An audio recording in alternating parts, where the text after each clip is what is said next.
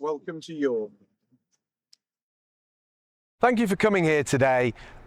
I've been coming to Remembrance Day ceremonies since I was a very small boy.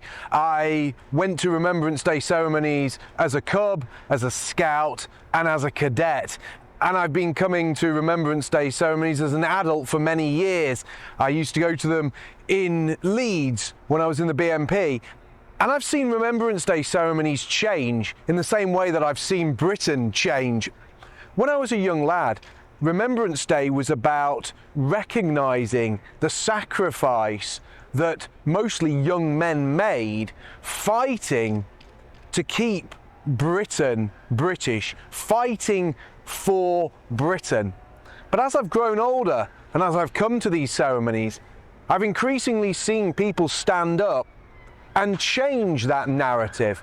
No longer were young men going to war to save this country. No longer were young men going to war to stop people invading this country or to keep this country British. But young men apparently went to war to fight fascism, to fight for a multicultural, inclusive, diverse nation, a nation under a rainbow flag, a nation full of gay pride parades and the right to transition your child, but a nation that doesn't have the right for its own people to speak their minds, a nation where when normal people say, I've had enough of all this kind of thing, they go to jail. Apparently we fought fascism so people could be jailed for speaking their mind, so that people who stood up and said, well, actually, didn't these young men fight to stop their country being invaded? Well, we're being invaded now. Well, you go to jail for saying that. What freedoms were actually won fighting 2 world wars? And I've been saying this for many years, and this was something that I was booed and hissed at for saying. Mark Collet was the bad guy for saying, what did they fight for?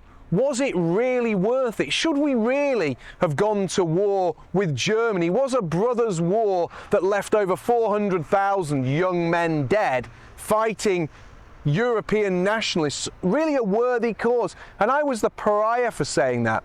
But the other day on Good Morning Britain, a 100-year-old veteran sat on a couch on national television, and when they said, how do you feel about the Second World War? He said, it wasn't worth it. It wasn't worth the sacrifice of over 400,000 young men, because the Britain we have today wasn't worth fighting for. And that wasn't Mark Collet, that wasn't the BMP, that wasn't Patriotic Alternative. That was a veteran. That was one of the few survivors who were left from that war. He looks at a country that he's not proud of, that he doesn't recognise, that he doesn't feel at home in, and he realises that watching his friends dying wasn't worth it. And it really wasn't. Because you look at what we've been left with today, you look at the outcome of that war, and you can say, we're second-class citizens in our own homeland, but that's not really true, because we're worse off than that. There is an ethnic and racial hierarchy in this country that was created at the end of the Second World War and has become increasingly prevalent as we head towards being a minority. And that racial and ethnic hierarchy doesn't place us in second place. Second place is preferential to where we are. We're at the bottom of that totem pole. The sons, the daughters, the grandsons, the great-granddaughters of those men who bravely went to fight, they now don't have a place in this country. And you look back at that second great brothers' war with great sadness. And I'm still proud of those men who went and fought, and I'm still desperately sad for those who never came back and their families. But I acknowledge the bloodshed has done nothing for European people.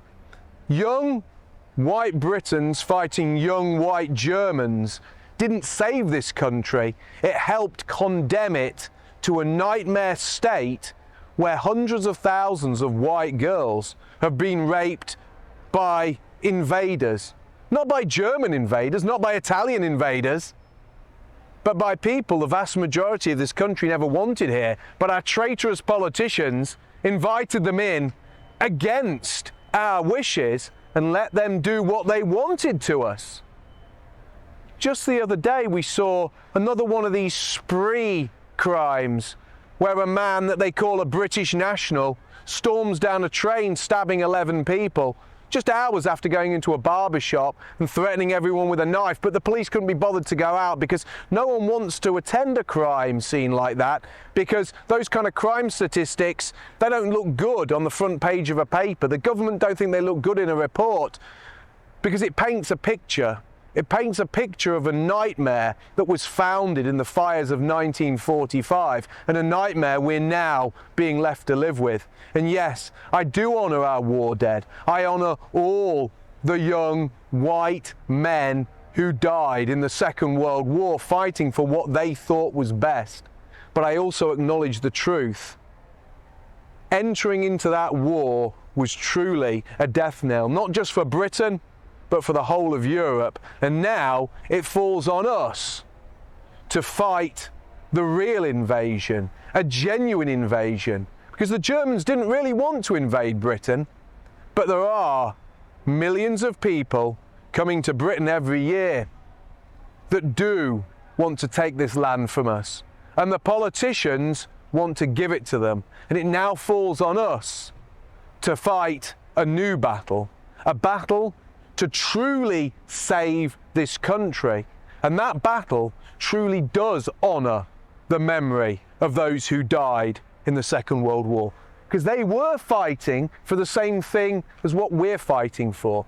They fought because they wanted white Britons to remain in charge of Britain. They wanted a British Britain. They didn't want a German Britain, but there was never a plan for this to be a German Britain. There is now a plan for this to be a Somali Britain, a Nigerian Britain, a Pakistani Britain, an Indian Britain.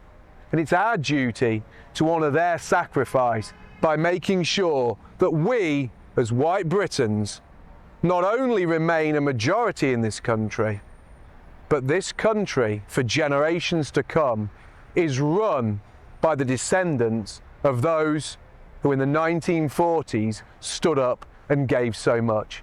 Thank you.